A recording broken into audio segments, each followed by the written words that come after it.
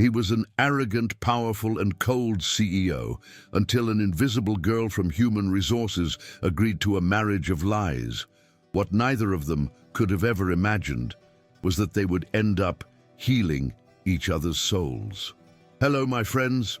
Before we begin this incredible story, please leave a comment telling us where you're watching from, all right?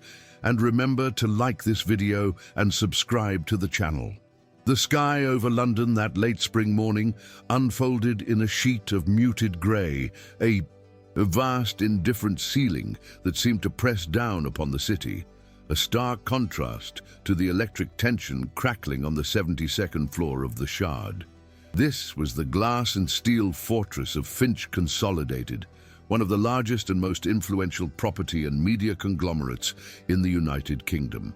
At the epicenter of this silent hurricane, in a panoramic office that offered a godlike, isolating view of the sprawling metropolis, sat Alistair Finch.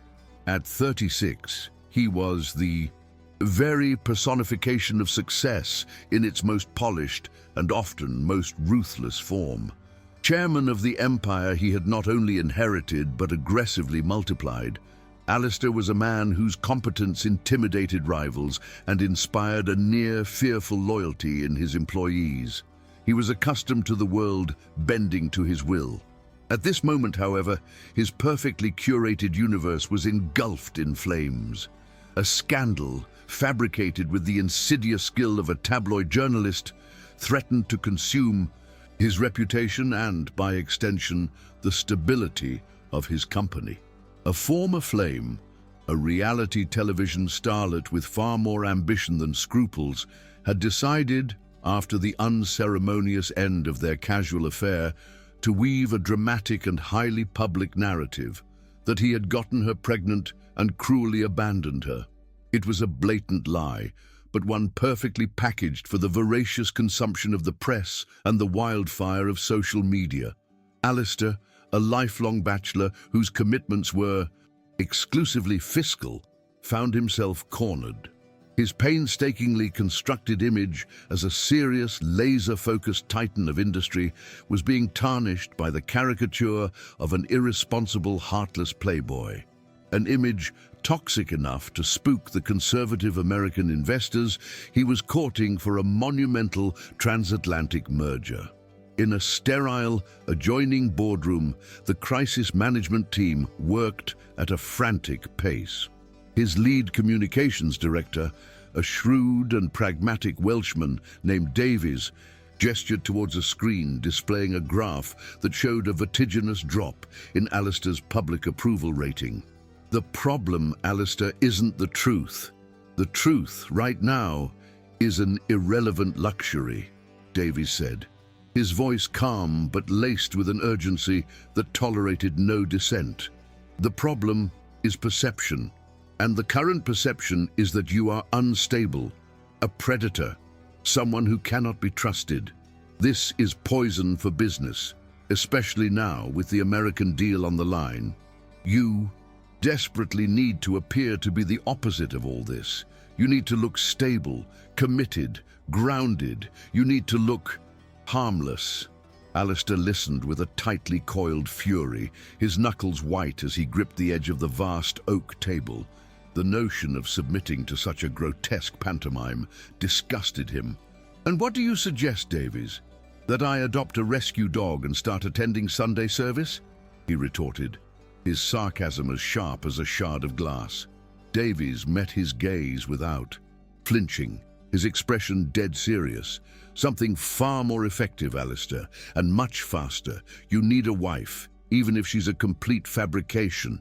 The suggestion hung in the air-conditioned silence, absurd, medieval, yet to their ruthlessly pragmatic minds, terrifyingly logical.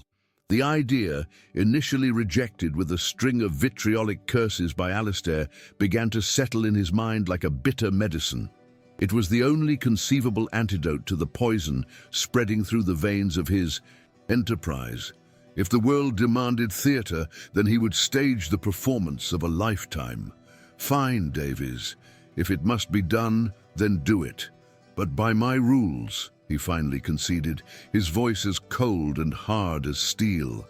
I want someone who is the absolute antithesis of everything the press is saying about me and the women I associate with. Find someone discreet, almost invisible.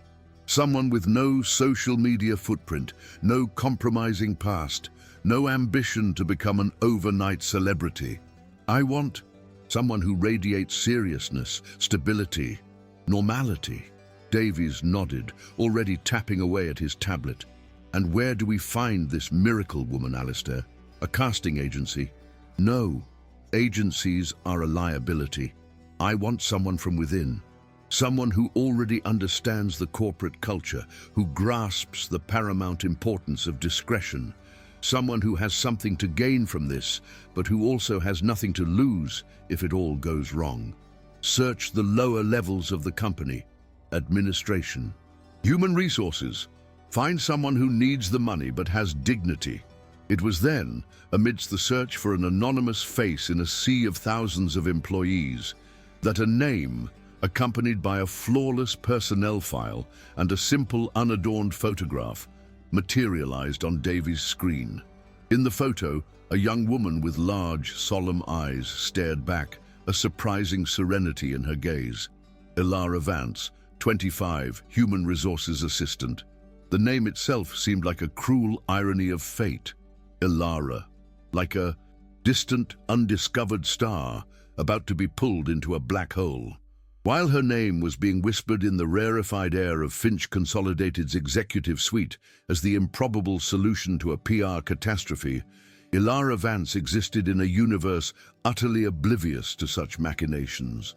Her life unfolded in a quiet, predictable rhythm within a small, modest flat in Hackney, a space that, despite its simplicity, was both her sanctuary and her battlefield. For 2 years, she had worked in a low-level, administrative role in the company's HR department, a position that provided a modest but stable salary, just enough to cover her rent and bills, and most importantly, to help pay for the private nursing care for her chronically ill mother, who lived in a small town near Manchester. Ilara was the personification of discretion. Quiet, polite, and ruthlessly efficient in her tasks, she moved through the corporate corridors of Finch Consolidated like a gentle breeze, rarely noticed. Her voice, when heard, always soft and measured. No one, absolutely no one in the gleaming tower knew the depths of the soul that hid behind her facade of placid shyness. No one knew of the pain she carried, of the invisible scars that crisscrossed her heart and made her seal herself off from the world in an almost impenetrable fortress of solitude. Ilara's past was a dark, secret garden whose gates she kept triple-bolted. Only her therapist, Dr. Sharma, whom she saw weekly through a subsidized NHS program, and her long-haired Persian cat, a grumpy but affectionate creature named Orwell, knew of the nightmares that still ambushed her in the dead of night.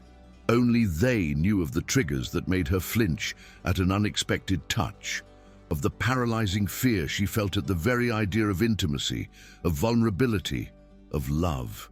The root of this trauma was buried in a university relationship, a first love that had begun like a fairy tale but had swiftly devolved into a nightmare of psychological abuse, of suffocating control, of emotional blackmail, of a constant gnawing fear that had erased her sense of self. She had managed to escape that toxic bond, to restart her life in the sprawling anonymity of London, to build a new identity founded on self-sufficiency and emotional independence. And as part of that healing process, she had made a solemn vow to herself. Never again would she allow anyone to get close enough to hurt her. For Ilara, love was a hazardous territory, a minefield she had no intention of ever crossing again. Her life was her work, her therapy sessions, and the silent, furry comfort of her cat. And for her, that was enough. It was safe. The summons to a private and urgent meeting with Alistair Finch himself fell upon Ilara like a lightning strike from a clear sky. The email, sent directly from the CEO's executive assistant, was as vague as it was intimidating. Ilara spent the entire night sleepless, cataloguing every possible mistake she could have made. Had she miscalculated a pension contribution, unwittingly breached some obscure HR protocol, the fear of losing her job, her sole pillar of security, left her in a state of paralytic anxiety. When she stepped into the opulent presidential office, feeling smaller and more inadequate than she ever had in her life, she found Alistair Finch staring out at the city through the immense floor-to-ceiling glass wall. He turned slowly, and the expression on his face was not anger, but a calculated calm that was somehow even more terrifying. "Miss Vance, please, have a seat," he said, his voice a low baritone that seemed to vibrate in the air. He indicated the leather chair opposite his colossal desk. Then, without any preamble or attempt at delicacy, he went straight to the point. "I have called you here today to make you a proposition. It is a strictly professional proposal, though its nature is somewhat unconventional." He paused, his cool blue eyes fixing on hers. "I require a wife, and I would like that wife to be you. A marriage of convenience for a predetermined period, a contract." Ilara stared at him, her mouth slightly agape, her mind utterly failing to process the enormity of what she had just heard. Her first reaction was that this had to be a cruel joke, a bizarre psychological test, or perhaps the delusion of a powerful man so accustomed to buying whatever he wanted that he now believed people were also commodities. Is this some kind of HR stress test, Mr. Finch? Some new company policy I'm unaware of?" she managed to ask, her voice trembling, a mixture of disbelief and a rising tide of indignation. Alistair almost smiled, a faint, mirthless twitch of his lips. "No, Miss Vance, it is not a test. It is a very real problem that demands a pragmatic solution, and I believe you are the perfect solution."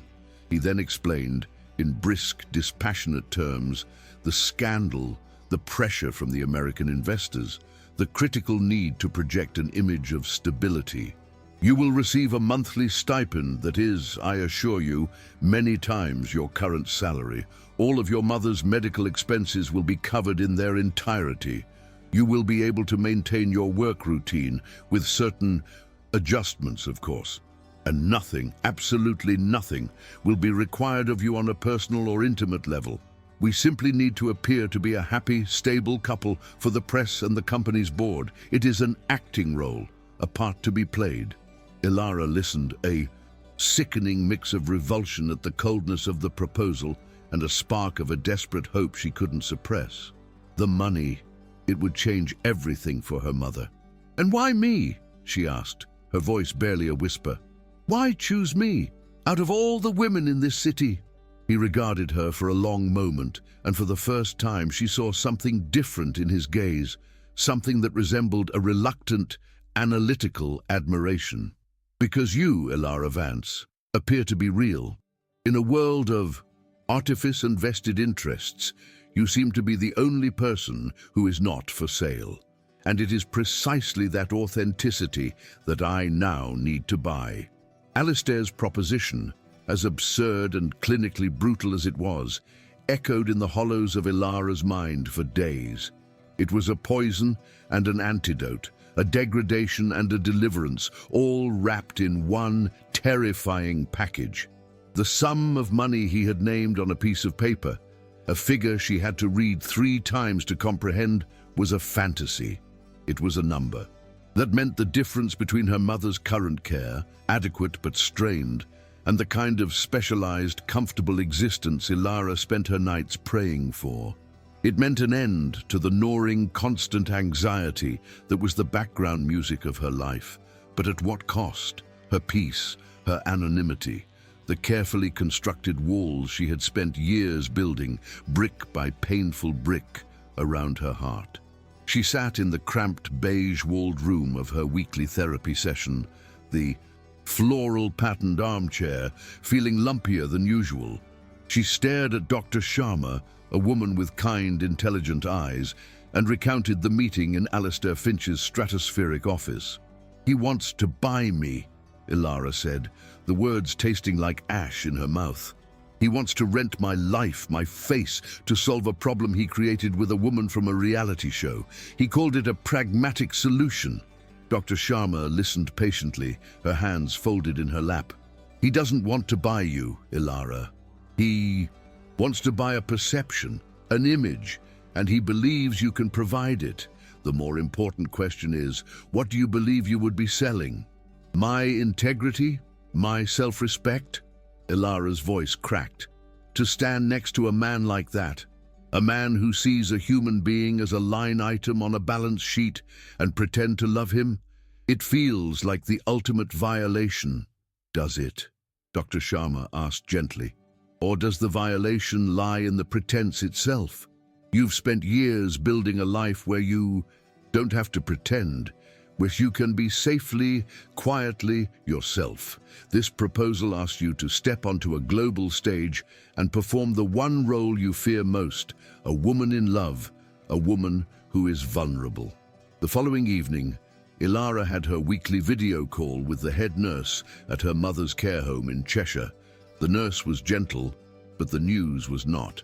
Her condition is stable, love, but the new medication the specialist recommends, it's not covered by our standard fees. It's terribly expensive. We can continue as we are, of course, but this could significantly improve her quality of life. After the call, Ilara sat in the dark of her small living room, the glow of her phone screen illuminating the tears on her cheeks. She looked at Orwell, who was curled up on her lap, purring softly, a small, warm anchor in her sea of turmoil. The choice was no longer abstract. It was the image of her mother's tired smile versus the cold blue eyes of Alistair Finch. It was her mother's. Comfort versus her own. In that moment of quiet despair, the decision settled not with a crash, but with a slow, heavy resignation. She would do it, but she would not be a lamb to the slaughter. If he wanted to treat this like a business deal, then she would be the most formidable negotiator he had ever faced. 2 days later, she walked back into his office. This time she didn't feel small. She felt a cold, crystalline resolve. She had not dressed up. She wore her simple work attire, a shield of normalcy. Alistair looked up from his desk, a flicker of surprise in his eyes. He had expected her to refuse, or perhaps for her to have sent a timid email. Her presence, her direct gaze, was not what he anticipated. "Mr. Finch," she began, her voice steady and clear, devoid of the tremor it held just days before. "I have considered your proposition. I will accept it." He leaned back in his chair, steepling his fingers. "I thought you might see the logic in it. I am not accepting based on your logic," she corrected him coolly. "I am accepting for my own reasons, and I will only proceed under a set of very specific, non-negotiable conditions." He raised an eyebrow, intrigued. "Go on." "First," she said, meeting his gaze without blinking, "the subject of physical contact. There will be none of any kind that is not demonstrably essential for public appearances. If we are being photographed, you may place a hand on the small of my back. You may, if absolutely necessary, hold my hand. You will not embrace me, you will not kiss me, not on the cheek, not on the hand, and certainly not on the lips. Is that clear?" The sheer audacity of her terms stunned him into a brief silence. He was used to women who sought his touch, not legislated against it. "Perfectly," he managed to say. "Second, my personal life, my flat in Hackney remains my home and my private sanctuary. You will not have a key. You will not visit unannounced. My time outside of the mutually agreed upon public engagements remains my own. I will continue to see my friends and my therapist. My life is not part of this transaction. Your stipend would allow for a far more suitable residence," he pointed out, testing her. "I don't want a suitable residence. I want my home," she retorted. "Third, and most important, the contract will contain a dissolution clause. If any of the aforementioned terms are violated by you, the agreement is terminated immediately. The contract ends, but the financial settlement we agree upon for my services will be paid in full. It will be my protection against any breach of this arrangement." Alistair stared at her. He had expected her to negotiate for more money, a clothing allowance, access to his homes, his cars. He had been prepared for greed. He was not prepared for this. She wasn't negotiating for perks. She was negotiating for her dignity. She was building a cage within the gilded cage he was offering her, a space where her soul could remain, untouched. A slow, unfamiliar feeling of respect began to dawn on him. "The terms are acceptable, Miss Vance," he said, his voice holding a new tone. "Have your solicitor contact Davies. They will draft the agreement."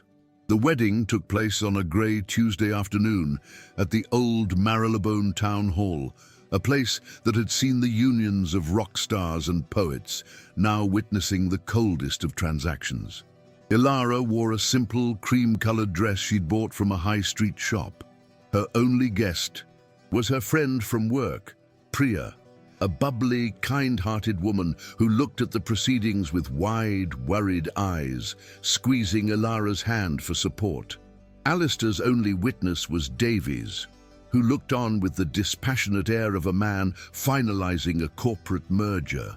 The registrar spoke of love, companionship, and shared futures, the words sounding hollow and profane in the context of their reality. When it came time to say, "I do," Ilara's voice was a whisper, a ghost of a sound. Alistair's was a firm, clear statement, as if he were closing a deal. They signed the papers. There was no kiss. There were no congratulations, only a curt nod from Davies and a worried hug from Priya. A lie, now certified by the Crown. To complete the charade, they were to spend their wedding night in the royal suite at the Savoy, ensuring a leak to the press the next morning. Stepping into the suite was like stepping into another dimension. Gilt-edged furniture, priceless art on the walls, a grand piano in the corner, and a breathtaking view of the Thames snaking through the city lights. It was a palace, and Ilara felt like an intruder. The silence between them was cavernous, amplified by the sheer luxury surrounding them. Alistair, for the first time, seeming slightly unsure of himself, gestured towards a silver ice bucket. "Champagne?" "No, thank you," she said softly, walking over to the vast window, wrapping her arms around herself. "I understand this is all unorthodox," he began, his voice sounding unnaturally loud in the quiet room. "The press will have their exclusive by morning. Alistair Finch and his blushing bride spend a romantic first night at the Savoy. It's all part of the performance." "Performance," she echoed, her voice flat. She could feel the weight of the night, of the lie, pressing down on her. She knew with a sickening certainty that she had to draw one final, indelible line in the sand. This was her last chance to protect the most vulnerable part of herself. She turned from the window to face him, her heart hammering against her ribs like a trapped bird. "Alistair," she said, using his first name for the first time. The sound of it felt foreign and strange on her tongue. He looked at her, his expression unreadable. "Before this night goes any further," she continued, her voice trembling despite her resolve, "before any potential misunderstandings can arise, I need you to know something. Something fundamental." She took a deep, shuddering breath. I have never been with anyone before, in any capacity. I have never even been kissed." The confession hung in the opulent air, a fragile, raw, and utterly unexpected truth. "And I do not want that to change. Not like this. Not because of a contract, not for a performance." The words struck Alistair Finch with the force of a physical blow. The man who was never surprised, who anticipated every angle, was utterly blindsided. He instinctively took a half-step back, his carefully constructed composure shattering for a fraction of a second. He stared at her, truly seeing her for the first time, not as the discreet solution, not as a clever negotiator, but as a young woman of impossible, terrifying vulnerability. In that moment, something shifted within him. The cynical calculus of his plan, the cold pragmatism, all of it was washed away by a sudden tidal wave of an emotion he couldn't name. It was shame for the crassness of his scheme. It was respect for her, staggering courage. And it was something else, something fierce and primal, a profound, overwhelming instinct to protect her. He finally found his voice, and when he spoke it was hoarse, stripped of its usual authority. "Ilara," he said, his voice a low murmur. "Thank you for telling me." He paused, swallowing hard. "You do not owe me that explanation. You do not owe me anything. Your boundaries, they will be respected. Absolutely. I give you my word." Her confession, her act of ultimate self-preservation, had inadvertently done what no business rival or beautiful socialite had ever managed to do. It had reached through his armor and touched the man beneath, and he knew with a certainty that unnerved him to his very core that this fake marriage had just become infinitely more complicated. The charade of their marriage began to take on a life of its own, a meticulously crafted fiction performed in the grand ballrooms and exclusive clubs of London's elite, the public. Appearances which Ilara had once dreaded as a form of exquisite torture became a strange, shared reality. They attended charity galas, art gallery openings, and tense corporate dinners, moving as a unit, a silent, coordinated dance. The press, initially skeptical, began to warm to the story, the cold-hearted tycoon seemingly tamed by the quiet, enigmatic beauty. Alistair, to his own astonishment, found himself observing his wife with a growing fascination. He saw things no one else did. He noticed how she would subtly flinch if a photographer's flash was too close to her face, how her hands would clench into small fists at her sides when drawn into conversations with loud, overbearing men. He began to preemptively steer her away from the most boisterous crowds, to position himself as a quiet buffer between her and the overwhelming world she had been thrust into. He also discovered the sharpness of her mind. In the car on the way home from these events, her quiet, incisive observations about the people they'd met, their vanities, their insecurities, were more astute than any analysis from his board of directors. "That banker, the one who kept talking about his yacht," she murmured one night as their car swept through the rain-slicked streets of Mayfair. "He wasn't bragging. He was terrified. I think he's about to lose everything." A week later, the man's firm collapsed in a shocking financial scandal. Alistair found he was beginning to rely on her perception, on the genuine insight that lay behind her silent facade. He found himself looking for her across crowded rooms, seeking the silent reassurance of her presence. For the first time in his adult life, he didn't feel entirely alone in these gilded cages. The turning point, the moment the carefully drawn line between performance and reality irrevocably blurred, came during the grand reopening of a new wing at the Tate Modern, sponsored by Finch Consolidated. The event was a crushing spectacle of London society. Ilara, looking ethereal in an emerald green silk gown that Alistair's stylist had insisted upon, stood beside him on a podium during the endless speeches. As they descended the wide marble staircase afterwards, blinded by a volley of camera flashes, the heel of her shoe caught in the hem of her dress. She gasped, losing her balance, a terrifying lurch into empty air. In a reflex faster than thought, Alistair moved. He dropped the speech notes he was holding and lunged, his arms wrapping securely around her waist, pulling her back from the fall and flush against his body. It was the first time they had truly touched, not a staged handhold for the cameras, but a moment of pure, unscripted instinct. The world around them, the applause, the flashes, the murmuring crowd seemed to dissolve into a distant hum. Ilara's heart hammered against his chest.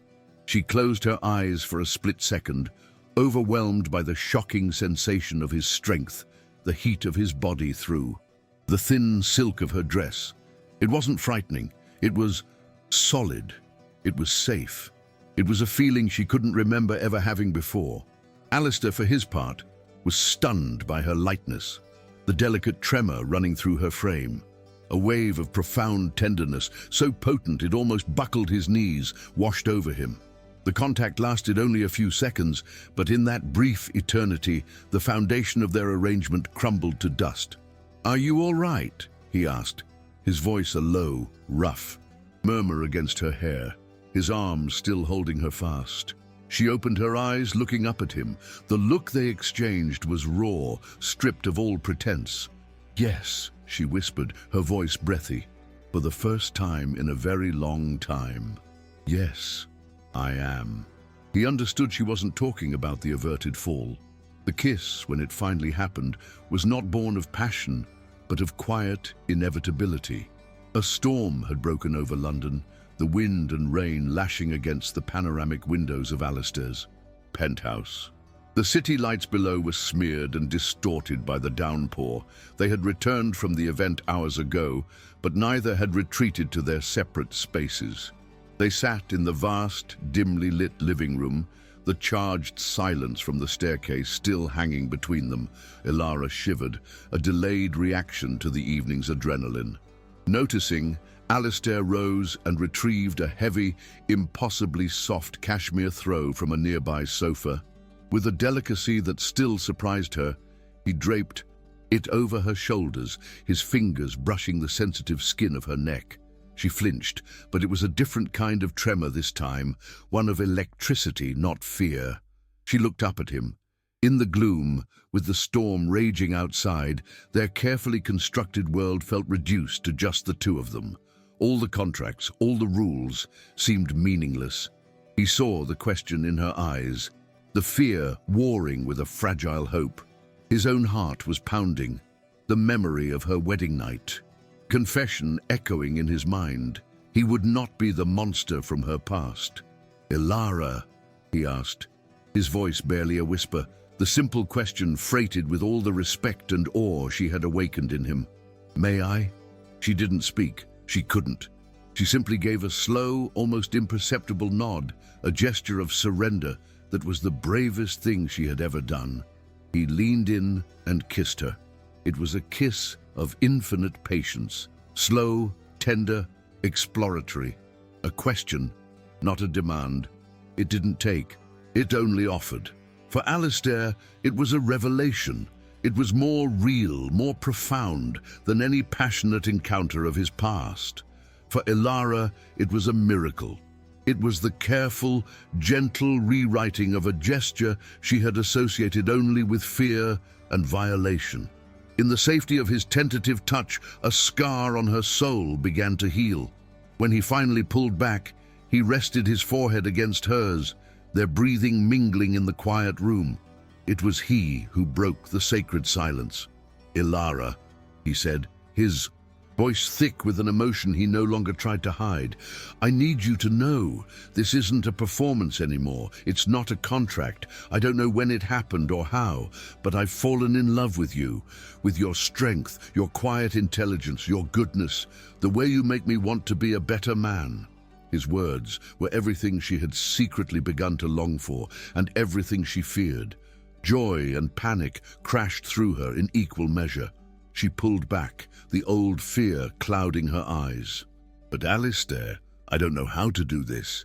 I don't know how to love someone. What if I'm not what you think I am? What if I break? I'm so afraid of disappointing you." He took her hands, his grip firm and grounding. "Then we'll learn together," he said, his sincerity absolute. "Because to be honest, my darling Ilara, I'm just learning too.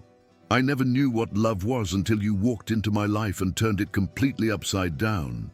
Their fragile, newfound happiness, however, was soon tested. By the world they could not escape. The first assault came from Alistair's mother, Lady Beatrice Finch, a formidable matriarch of old-world English society, a woman whose heart was hardened by prejudice and a fierce devotion to appearances. Realizing her son's business arrangement had become dangerously real, she intervened.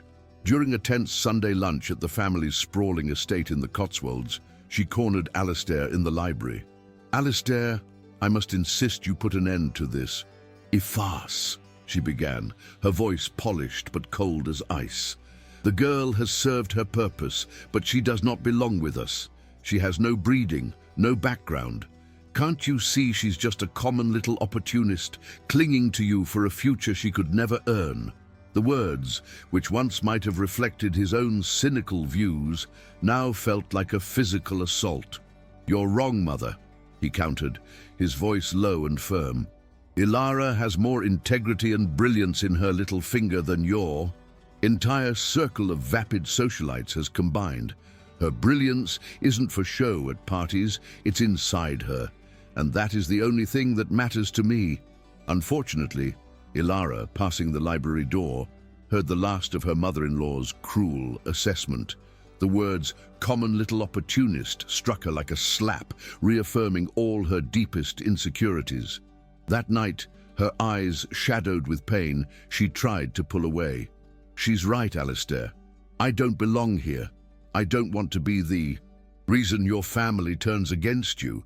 But Alistair held her fast. Look at me, he commanded gently. I don't want a family that doesn't respect the woman I love. The problem is with them, not with you. From this moment on, you are my family, and I will fight for you. As if the familial strife weren't enough, the ghost of the original scandal returned with a vengeance.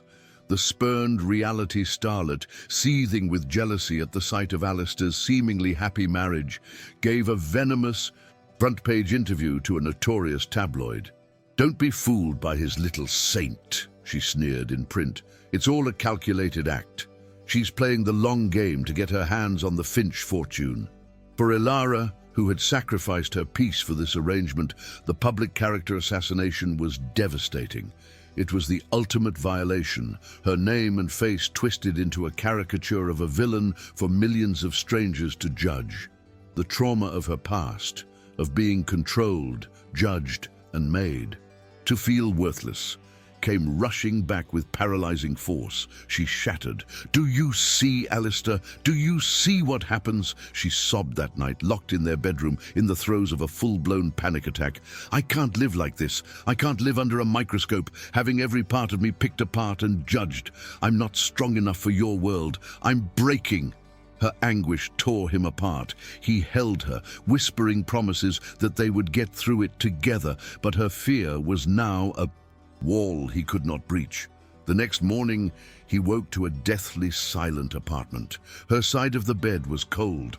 On her pillow lay a single sheet of paper, tear stains blurring her elegant handwriting. My dearest Alistair, it read, forgive my cowardice, but I cannot do this anymore. The pain of being seen this way is more than I can bear.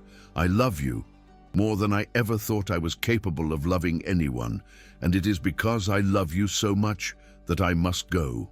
You deserve someone who can stand beside you in the spotlight, not someone who shatters under its glare.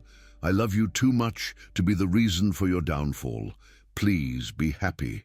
With all the love I ever dared to feel, Ilara. She was gone. The world fell out from under him. The pain of her absence was a physical agony, a void in his chest that left him breathless. He tried her phone, but it was switched off. He searched, but she had vanished.